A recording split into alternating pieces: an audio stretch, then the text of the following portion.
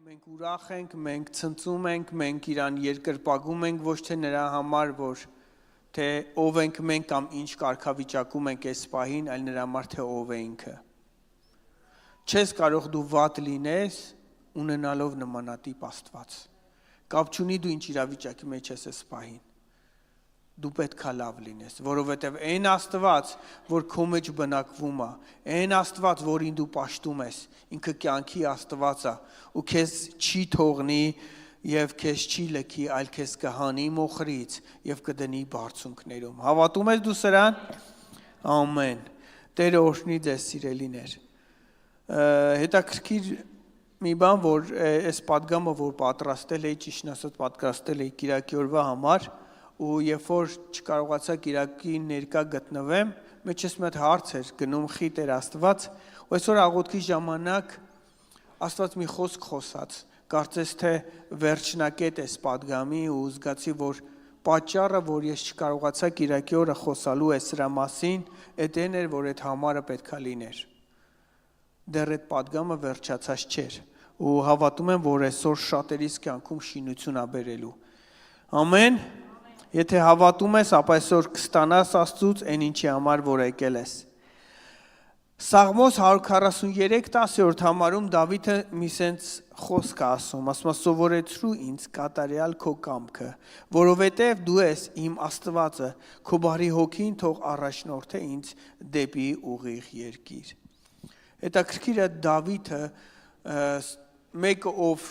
հիանալի կյանք էր ապրում արդեն թագավոր լինելով մի հիանալի նախադասություն ասում, հա, որ սովորեցրու ինձ քո կամքը, սովորեցրու ինձ կատարել քո կամքը։ Գիտեք, ես մի հատ հարց եմ ուզում տամ, որ մեզ այս հարցը ստիպի, որ մենք սկսենք մտածել, արդյոք մենք ճանաչում ենք իր կամքը, արդյոք մենք գիտենք Աստված ինչ է մեր կյանքի համար կամենում։ Գիտեք, մեր կյանքում բաներ կան, որոնք մենք չգիտենք, արդյոք Աստված ուզում է, որ լինի մեր կյանքում, թե չէ։ Ու դրա համար շատ ժամանակ չենք ստանում այդ ամենը։ Օրինակի համար բաներ կան մեր կյանքում, որոնց մենք ժամանակ առ ժամանակ բախվում ենք, որոնց այդ խնդիրներ, հոգսեր, դժվարություններ, ու մենք չգիտենք, արդյոք դրա լուծումը 100% Աստծո կամքն է, թե չէ։ Մենք մտածում ենք, որ շատ ժամանակ սա մեր խաչն է, որ պետքա կրենք, ստիպված ենք, դաժան է, այս ամենը սենց է, բայց բաներ կա, որ չի լուծվում մեր կյանքում, որովհետև մենք չգիտենք Աստծո կամքը մեր կյանքի մեջ որն է, այդ իրավիճակի համաձայն։ Հովհաննես Ավետարան 17-րդ գլուխ 24 համարի մեջ Հիսուսը նմանատիպ բան է աղոթում, ասում է. «Հայր, նրանք, որ ինձ տվիր, կամենում եմ, որ ինչ տեղ որ ես եմ, նրանք էլ ինձ հետ լինեն։ Որ իմ փառքը տեսնեն, որ տվիր ինձ, որովհետև աշխարհը հիմնելուց առաջ սիրեցիր ինձ»։ Հիսուսը մեկ բան է կամենում իմ ու քո կյանքի համար, ու այդ աղոթքը իրա ու այդ կամենալը իրա այն է, որ ես ու դու լինենք այն տեղում, որտեղ որ ինքն է։ Եվ տեսնենք այդ փառքը։ Եթե դու այս պահին գտնվում ես մի վայրի մեջ, որտեղ որ կարծում ես, որ դու տեսնում ես Աստծո փառքը, ուրեմն դու ճիշտ վայրի մեջ ես։ Իսկ եթե քո կյանքի իրավիճակի մեջ դու մի վայրում ես, որտեղ որ զգում ես, որ դու մենակ ես, դժվար է, ու անգամ Աստծո ներկայությունը չես զգում, իր փառքը չես տեսնում, ես ուզում եմ ասեմ, որ Աստված էդի քո համար չի կամենում։ Աստծո կամքը չի, որ դու տենց տանջվես։ Աստծո կամքը չի, որ այդ խնդիրը քո կյանքում լինի։ Այդ հոգևոր կյանքը Աստծո կամքը չի քո կյանքի համար։ Գիտեք, մենք շատ ժամանակ շատ մարդիկ ապրում են կյանքով, որտեղ որ Աստծո հետ շատ քիչ են հարաբերվում։ Ու երբ որ դու իրանց հարցնես, արդյոք այն վայրի մեջ, որ դու գնում ես, արդյոք այն գործը, որ դու անում ես, քո կարծիքով Հիսուսը քո հետ կլիներ այդ նույն վայրի մեջ, ինքը վստահաբար ասում է ոչ, որովհետև այն վայրը, որտեղ որ ես գործ եմ անում, տհաճ է Աստծո համար։ Գիտեք, ուզում եմ ինքներս մեզ թափեցնենք այս հարցերով։ Արդյոք այն վայրում, որտեղ որ ես կամ, Աստված կուզենար իմ հետ լիներ, որովհետև իր երազանքն է, որ ես ու դու լինենք իրար հետ մի վայրի մեջ։ մի բանի մեջ իրար հետ լինենք, Արդյոք այնտեղ որտեղ կա իր փառքը երևում է։ Եթե ոչ, ապա մենք պետք է տածելու տեղիք ունենք։ Մենք պետք է հարց տանք ինքներս մեզ, Տեր ինչ անենք։ Դու երկար ժամանակ միգուցե ինչ-որ խնդիր կա, որի համար տառապում ես։ Հիվանդություն կա, որի լուծումը չունես։ Դու մտածում ես ինչ անեմ։ Տեր որն է այս ամենի ելքը։ Իրավիճակ կա, որի վրա երկար խորհել ես, որի համար երկար աղոթել ես ու լուծումը չկա, հույսդ կորցրել ես, ձեռներդ կարծես թե թուլացել են ու պատասխան չունես դրա համար։ Ես ուզում եմ ասեմ, Աստծո կամքը չի, որ դու ուտել լինես։ Աստված չի ուզում։ Ու կուզեմ միասին մի քանի մարդկանց կյանքեր նայենք, թե ինչ կատարվեց այդ մարդկանց կյանքում, երբ որ իրանք հասկացան, թե որն է Աստծո կամքը իրանց կյանքի համար։ Առաջինը Հովհաննես ավետարան 17-րդ գլուխ 24 համարը։ Կներեք, Մատթեոս ավետարան 8-րդ գլուխ 2-ից 3 համարը։ Եվ ահա մի բորոտ գալով երկրպագում էր նրան եւ ասում. Տեր, թե որ կամենաս, կարող ես ինձ սրբել։ Եվ Հիսուսը ձեռքը մեկնելով նրան դիպավ եւ ասաց. Կամենում եմ, սրբվիր, եւ նրա բորոտությունը շուտով սրբվեցավ։ Այս բորոտը երկար ժամանակ բորոտ էր, երկար ժամանակ հիվանդ էր, տանջվում էր, մարդկանցից լքված։ Եթե դուք Աստվածաշունչը ուսումնասիրեք, կտեսնեք, որ բորոտների հանդեպ հատուկ վերաբերմունք կար, իրանք հատուկ շորեր ունեին, չէին հայտնվում նույն վայրերում, որտեղ որ շատ մարդիկ կային, իրանք հենց իրանք խմբով, հեռու, քարանձավներ, շատ դաժան կյանքով էին ապրում, ու անգամ նորմալ ուտելիք էլ չէին ուտում։ Ու հանկարծ մի բորոտ որոշել էր ճեղքել իր կյանքում։ Որոշել էր, որ դուրս գալ իրավիճակից ու մոտենալ Հիսուսին, հասկանալ, Տեր, արդյոք քո կամքը իմ կյանքի համար էս է, որ ես սենց սաղ կյանքս տանջվեմ, սենց բորոտ լինեմ, սովից մահանամ, շատ վատ շորերով լինեմ, ու ինքը ինչ է հարցնում Հիսուսին, ասում է, եթե կամենաս, դու ինձ կբժշկես։ Այսինքն, ես հավատում եմ, որ դու կարաս ինձ բժշկես, բայց հարցն է, արդյոք դու ուզում ես ինձ բժշկես, թե ոչ։ Իրականում մենք կարանք մենք ինքներս բռնցնենք մեզ այն հարցում, որ մենք հավատում ենք, որ Աստված կարա անի այն ինչի մեջ, որ մենք գտնվում ենք։ Կարա օրինակի համար Աստված քեզ օրհնի ֆինանսապես, որովհետև դու այսպայն ֆինանսական խնդրի մեջ ես, ու դու հավատում ես, որ Աստված տենց բան անում է, դու շատ ես տեսել դա։ Դու բժշկության կարիք ունես ու դու հավատում ես, որ Աստված կարա բժշկի։ Որովհետև ինքը շատ մարդու է բժշկե։ Քո հարևանին, ով որ նույն խնդիրն ուներ, քո եղբորը, ով քուրը, ով նույն խնդիրն ուներ, իրան բժշկել է։ Ես ասեմ ավելին, եղել է դեպք, որ Աստված քո միջոցով ինչ-որ մեկին բժշկել է այդ նույն հիվանդությունից։ Հայտարարություններ են տարածում, չգիտեմ, բոլոր նախարարություններին գրում են, իրանց իրավիճակի խնդրի մասին։ Կարևոր չի դա հիվանդություն է, դժվարություն է, ընտանեկան խնդիրներ ունեն, մարդիկ մինչև անգամ գնում են ինչ-որ տարբեր հոգեբանների, տարբեր մարդկանց մոտ։ Ես դեմ չեմ, հա, որ այդ ամենն ասում եմ, բայց Աստծո մասին մոռանում են։ Բայց առաջինը մենք Աստծո մոտ պետք է գնանք։ Որովհետև ես վստահ եմ, որ երբ որ դու գնում ես Աստծո մոտ ու քո աղաղակը դեպի Աստված այնքան բարձր է լինում, որ Տերը գահից կանգնում է եւ միջամտում է քո իրավիճակի վրա։ Ես այսօր այդ եմ ուզում, որ մեր մեջ արթնանա։ Տեր, ես ուզում եմ, որ դու կանգնես։ Տեր, ես ուզում եմ, որ քո ժողովրդին, որ քո հետևից գնում են, ասես կանգնեք։ Իմ զավակը աղաղակում է ինձ, եւ ես պետքա գնամ ու իրան հանեմ այդ կուրությունից։ Շատ ժամանակ մենք ինքներս կույր լինելով չենք էլ գիտակցում, որ կույր ենք, ու շատ բաներ չենք տեսնում մեր կյանքում, որ կատարվում է։ Շատ ժամանակ մեզ անգամ հասել է այն դեպքում, որ մեզ հաճելի է, որ մենք կույր լինենք, փակենք մեր աչքերը ու շատ բան չտեսնենք, որ մեր կյանքում կատարվում է, որտեղ հոգնել ենք դրանց հետ բախվելուց։ Շատ ժամանակ մենք լռում ենք, ել չենք աղաղակում, որովհետև հոգնել ենք, մեր բերանը ցավում է։ Այնքան եմ խոսացել, մեկը բան չի փոխվում։ Այնքան եմ իրան ասել, պետքա ներես, չի ուզում ների, կամ այնքան եմ ես իրանից ներողություն խնդրել, կամ այնքան եմ իրան ներել, մեկը նույն բանն անում է։ Մենք այնքան ենք սենց բաների վրա ջանք վատնել, որ մտածում ենք, էլ բան չկա, հույս չկա ոչ մի բանի համար։ Բայց ես ուզում եմ ասեմ, այսօր քեզ համար ելք կա։ Այսօր քո իրավիճակի համար ելք կա, եւ այդ ելքի անունը Հիսուս է, եւ այդ ելքի անունը դու եւ ես ենք, որտեղ մենք սկսելու ենք աղաղակել եւ հավատալ, որ ինքը կամենում է, որ մենք այս իրավիճակից դուրս գանք։ Ու երբ որ մենք այս իրավիճակից դուրս գանք, կտեսնեք, որ մեր կյանքը ամբողջովին կփոխվի։ Ու ինչ է գրում ու ասում է, երբ որ այս մարդը տեսավ, շուտով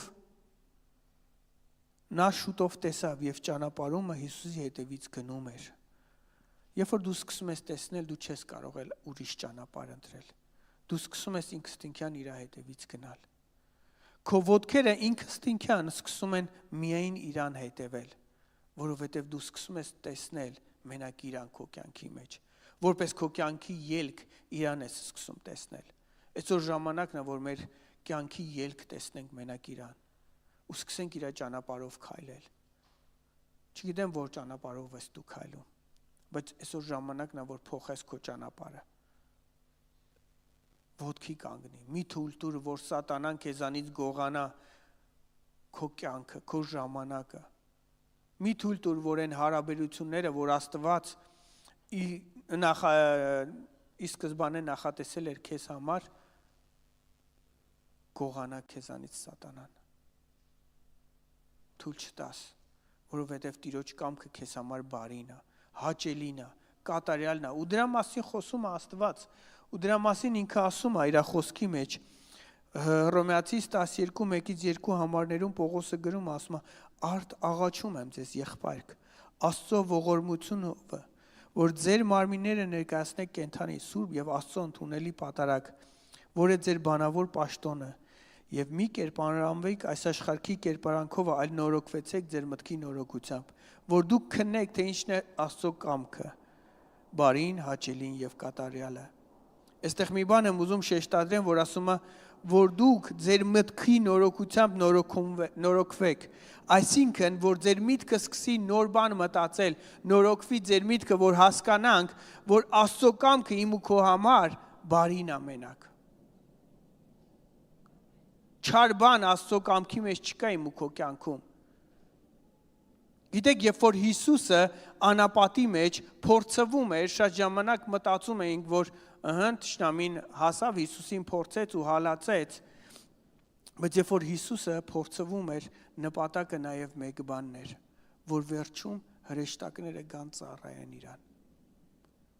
Եթե այսօր դու քո կյանքում գտնվում ես փորձության մեջ, ես ուզում եմ քեզ մի լավ լուր ասեմ։ Աստծո նպատակը չի այն, որ դու փորձվես ու վատ գտնվես, փորձվես ու, ասենց ասեմ, քնությունիցդ կտրվես։ Աստծո նպատակը այն է, որ քո կյանքում այն ինչի միջով որ դու անցնում ես, դրանից հետո քո կյանքում օրհնություն բերելն է։ Որտեվ ասում է դրանից հետո հրեշտակներն եկան եւ ծառայում էին Հիսուսին։ Գիտեք, ավելի մեծ պատիվ չկա, ավելի մեծ օրհնություն չկա, որ քեզ ծառայի հրեշտակը, քեզ ծառայի իր ներկայությունը, քեզ Սուրբ Հոգին լցնի ու զորացնի։ Իսկ դու մտածում ես փորձության ընթացքի մասին, դու մտածում ես դժվարության ընթացքի մասին, դու մտածում ես այսօրվա քո խնդիրների մասին ու խնդիրների մասին։ Ժամանակն է, որ հայացքդ վերը հանես այդ իրավիճակից։ Նայիր դեպի երկինք, տես որտեղից քո օրհնությունը գալու է, ու դու կտեսնես այն հրեշտակների գունդին, որ կանգնած երկնքից սպասում են, որ դու հաղթահարես այս իրավիճակը, որ քո միտքը նորոգվի, որ դու հավատաս նրան, որ Տերը կամենում է, որ ես բժշկվեմ։ Տերը կամենում է, որ ես այս իրավիճակից դուրս գամ։ Տերը կամենում է, որ ես ազատ լինեմ եւ ներեմ, ես բաց թողեմ, ես ապրեմ, որովհետև Հիսուսն ասեց, ես եկա, որ դու կյանք ունենաք եւ ավելի։ Այսինքն, այս իր կամքն է մեր կյանքի համար, այս իր նպատակն է մեր կյանքի համար եւ ինքը դրա համար է եկել երկիր։ Ու երբ որ այս ամենի միջով անցնես, դու կտեսնաս այն հրեշտակներին, որ քեզ ծառայում են, որ քեզ օրհնում են, որ քեզ բարձրացնում են, որ քեզ զորացնում են եւ կցնծաս Տիրոջ արծև դրա համար, ամեն, և են համարը, որ ուզում եմ ձեզ համար կարդամ, 4 թագավորաց 4 գլխիցը, 1-ից 3 համարները, և մարգարեների որդկանց կնիկներից մեկն աղաղակեց դեպի Եղիսեն ասելով, ծառատ իմ մարդը մեռել է, և դու գիտես, որ ծառատ երկյուղած էր տերիցը, բայց պարտատերերը եկել են, որ իմ 2 երեխեքին իրան համար ծառա առնե, և Եղիսեն ասեց նրան, ես քեզ ինչ անեմ, ասիր ինձ, ինչ ունես տանդ, և նա ասաց, աղախինդ իր տանը ամենևին ոչինչ չունի, բացի մի յուղի աման, և նա ասաց, գնա դրսից քո բոլոր դրացիներից դատարկ ամաններ ուզիր, քիչ չհավաքես։ Ծառատ Եղիսեն, երբ որ այս կնոջը մոտիկացավ, սկսեց լսել են աղաղակը, որ այս կինը բարձրացնում էր դեպի Եղիսեն։ Եվ ինչ ասում այս կինը, ասում է ծառայիդ մարդը մահացել է, և գիտես, որ ծառատ երկյուղած էր։ Այս կնոջ մարդը մարգարե էր։ Եվ այս կինը, երբ որ Եղիսեին մոտիկանում, ասում է դու իմ ամուսնուն ճանաչում ես, որտեղ երբ որ ասում է գիտես, որ ինքը աստվածավախ մարդ էր, շատ լավ մարդ էր։ Դու իմ ծառային գիտեիր, ինքը մարգարե էր, և ասում է, երբ որ ինքը մահացել է, պարտքեր է մնացել, և այսօր թշնամին եկել է, որ իմ զավակներին գերության տանի։ Այսինքն այն ժամանակ, որ իմ ամուսինը կար, ոչ մեկ չկար, որ կարողանար մոտենար իմ երեխեքին, ոչ մեկ չէր կարա վնասեր, բայց այսօր ինձ վնասում է իմ թշնամին։ Քո կյանքում իրավիճակ կար, որտեղ որ դու լավ էիր, Տիրոջով լցված էիր, զորավոր էիր, բայց հիմա եկել է մի բան, ինչ-որ մի բան քո կյանքում այն չի, ու դու դժվարության մեջ ես։ Եվ ինչ ասում Եղիսեն, ասում է, ինչ ունես, ինչ ես ուզում, որ ես քեզ համար անեմ, և ինչ ունես քո տանը, նույն հարցն է։ Գիտեք, կոնկրետ այդ կինը թելադրել էր ինչ ունի, ինչի խնդիր ունի, ինչի կարիք ունի։ Առաջին հայացքից միգուցե շատերս մտածեինք Եղիսեն այնքան լավ ծանոթներ ուներ, որ կգնար այդ մարդկանց կբռներ, կասեր սա ինձ հետո այս 2 երեխեքի հետ ոչ մեկդ գործ չունեք, այս կնոջ հետ ոչ մեկի հետ գործ չունեք, որովհետև իր պապան իմ լավ աղբերն է եղել, իրան ձեռ չենք տալիս ու բոլորը հարցերը կլուծվեր։ Բայց Եղիսեն հարցին ուրիշ լուծում տվեց։ Եվ հարց տվեց, ասեց, ինչ ունես քո տանը, և այս կինն ասում է, աղախինդ իր տան մեջ ոչինչ չունի, բացի մի յուղի ամանից։ Ես մի հատ հարց եմ ուզում մենք ինքներս մեզ տանք, կամ այն կանանց, որ մեր կողքը կան։ Եթե մի կնոջ ես մոտենամ, հարցնեմ, ասեմ ինչ ունես տանդ, ամեն ինչ կասի ինչ ունի տանը։ Ինչ ասես չունենք, չէ՞։ Տենց մարդ չկա, որ տունը ոչինչ չունենա։ Ու տարօրինակ պատասխան է, կարծես թե ոչինչ չունեմ, բացի յուղի ամանից։ Որոշ թարգմանությունների մեջ, ուրիշ լեզուներով, թե ռուսերեն, թե անգլերեն, նայեցի, ասում է, ես էդի յուղի աման է, օծման յուղի աման։ Ասում է, բացի իմ տուն այդ օծման յուղի ամանից, որի մեջ մի քիչ յուղ կա, մի թարգմանություն էլ կա, ասում է, ուրիշ բան չունեմ։ Իմ անձնական օգտագործման օծման յուղի ամանից, բացի ուրիշ բան չունեմ։ Այդ փոքր ամանն է մնացած։ Սաղ երևի ծախել էր կամ չգիտեմ իրանից տարել էին, բայց էդի պահել էր։ Մենակ էդ է մնացել, ուրիշ ոչինչ չունեմ, իսկ ամուսինս մահացե գնացել է։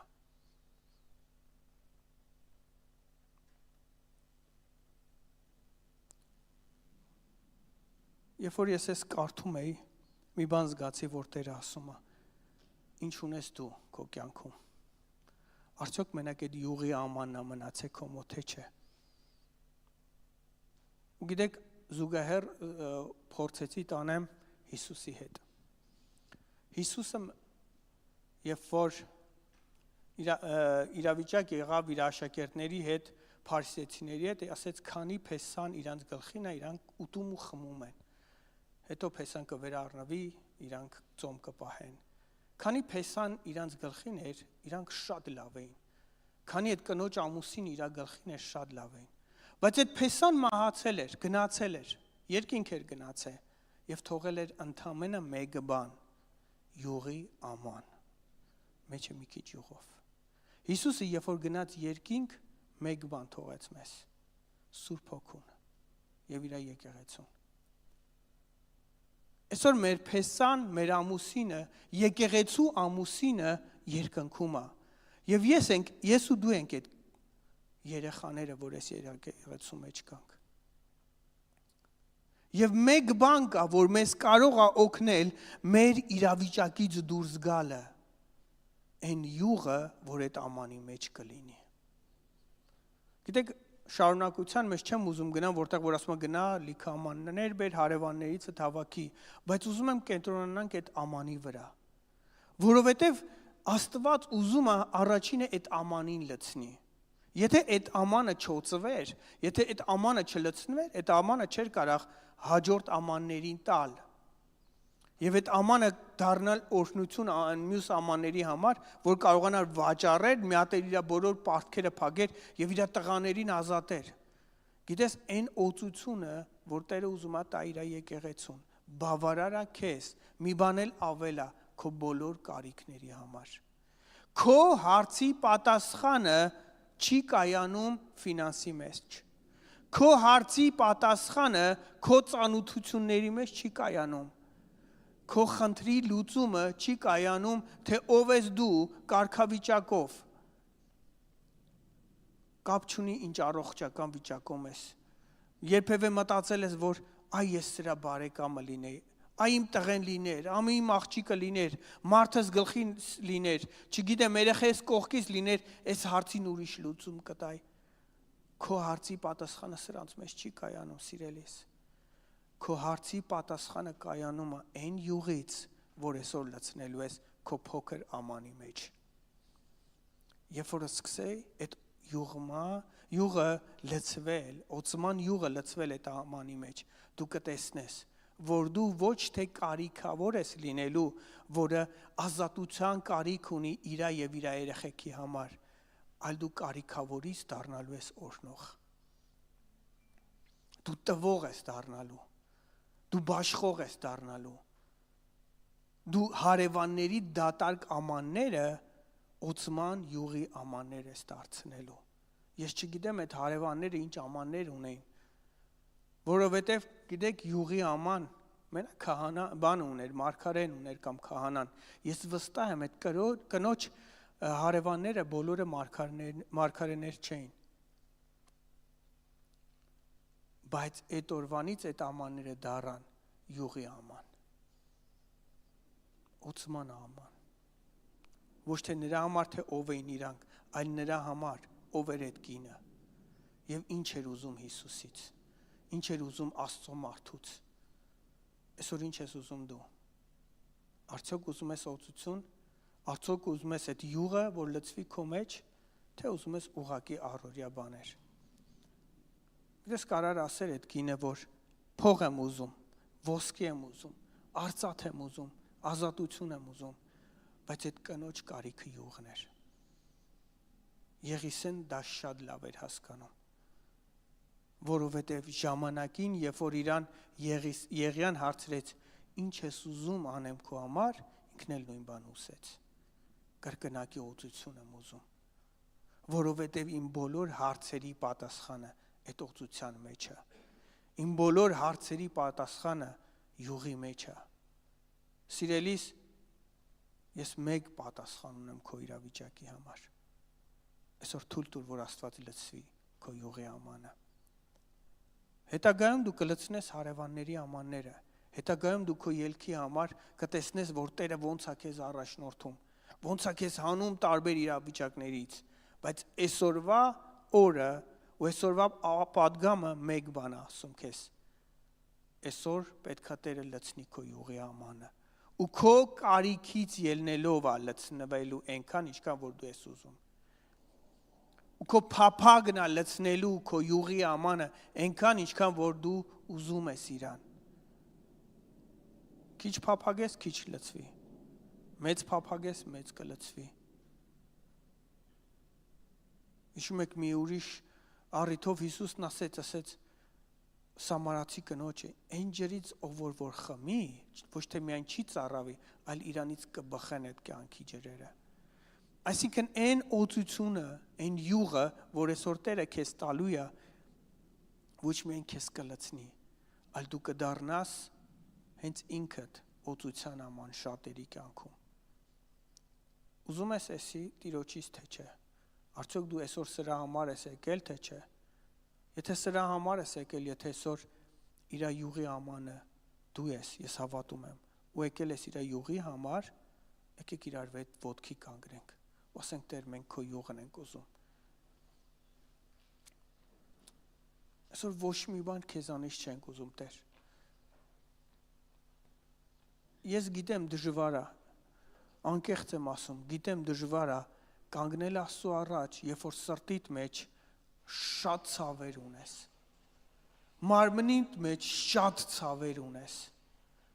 Երբ որ թևերդ հոգնած են, երբ որ աչքերդ հոգնած են։ Դուք մեկ երազանք ունես, դուրս գաս այդ իրավիճակից, ու այդ ժամանակ ոչ թե աղոթք անել ու ասել Տեր, տուր ինձ այդ ամենը, ասես Տեր ինձ լցրու։ Ասես Տեր, ես քեզանից շնորհակալ եմ։ Դա խելագարի աղոթք է։ Դա տարօրինակի աղոթք է, բայց մենք այդպիսին ենք։ Տարօրինակ էր, երբ որ Հիսուսը խաչի վրա ասեց Հայր ներիր սրանց։ Տարօրինակ էր, երբ որ Ստեփանոսին քարկոծում էին ու ինքը ասում էր Տեր ներիր իրանց, չեն հասկանում ինչ են անում։ Տարօրինակ էր, երբ որ Պողոսն ու Շիղան բանտի մեջ փառաբանում էին։ Ու էսի էր, այդ նույն յուղի ամաններն էին, որոնց Տերը լցնում էր։ Աշխարհի համար այս ամենը անհասկանալի է։ Աշխարհում մարդիկ ցեզբաները չեն ընդունում, որովհետև իրանց միտքը փակ է, որովհետև շատ ժամանակ մարդիկ կույր են ու չեն տեսնում, իրանց կարիքն են մենակ տեսնում։ Կույր մարդը մեկ բան է տեսնում՝ մթություն, եւ իր կարիքն է աչքերը բացել եւ տեսնել։ Այսօր Տեր ես ու դու ուզում ենք քո յուղը։ Մենք չենք ուզում կույր լինենք։ Մենք չենք ուզում այնքան կույր լինենք, որ մենակ մեր կարիքը տեսնենք։ Ուղղակի մեր աչքերը բացվել է։ Մենք ուզում ենք քո յուղը տեսնենք։ Մենք այսօր այս կնոջ նման ասում ենք Տեր, չնայած նրա, որ իմ որդիները տարվում են ստրկության։ Չնայած նրա, որ իմ տան մեջ ոչինչ չկա, չնայած նրան, որ ամուսինս մահացած է, ես թանկ բանը պահել եմ այդ իմ ամանն յուղի։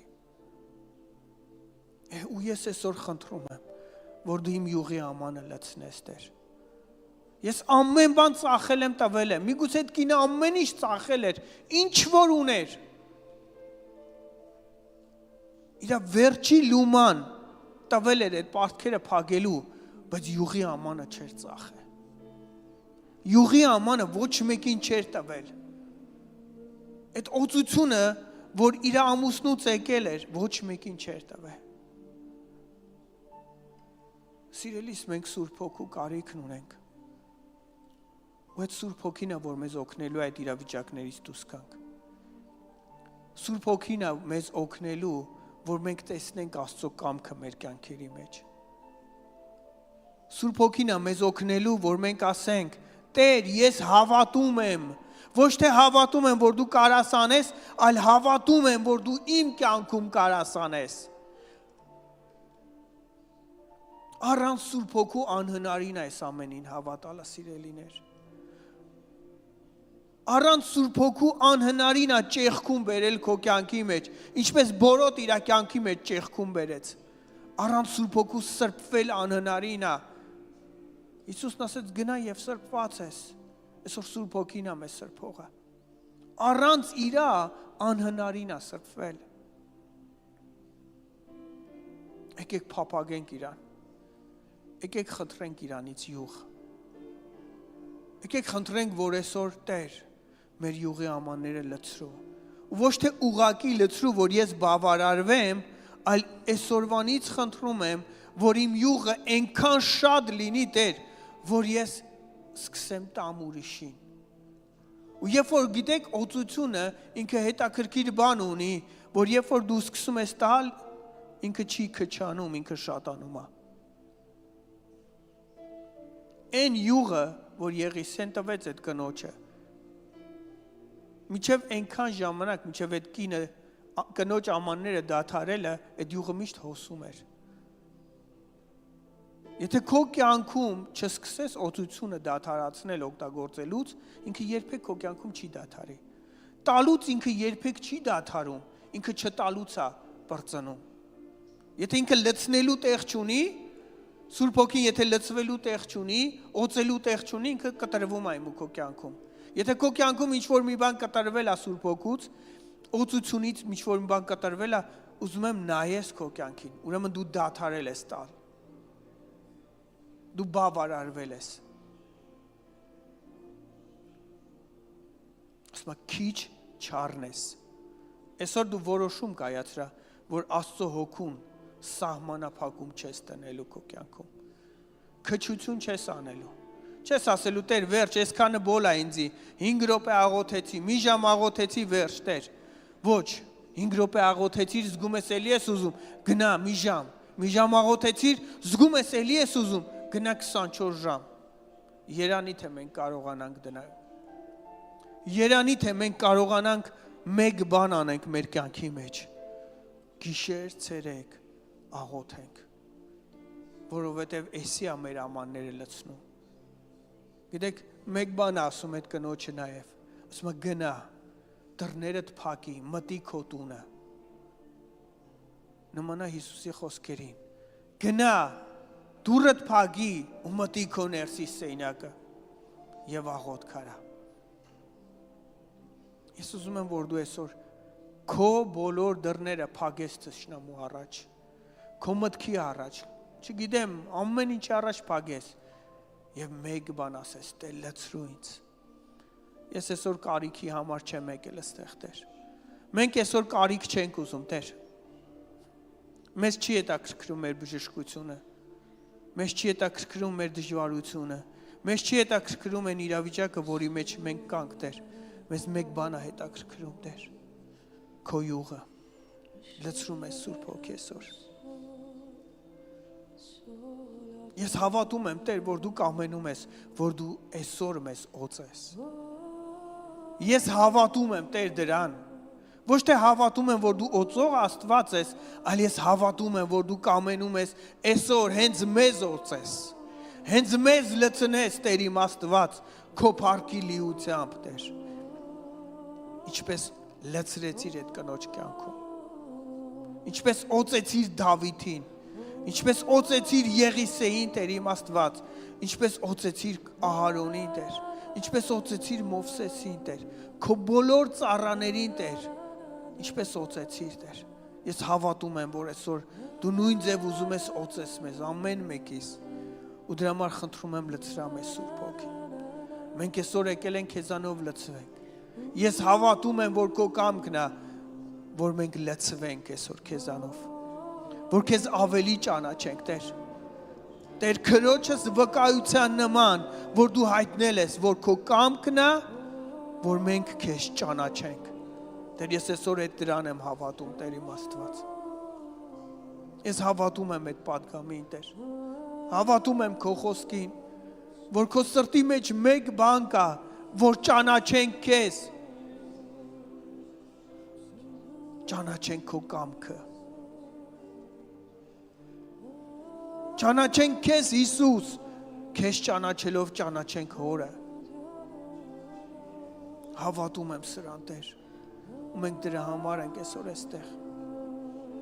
Շնորհակալ ենք Հիսուս,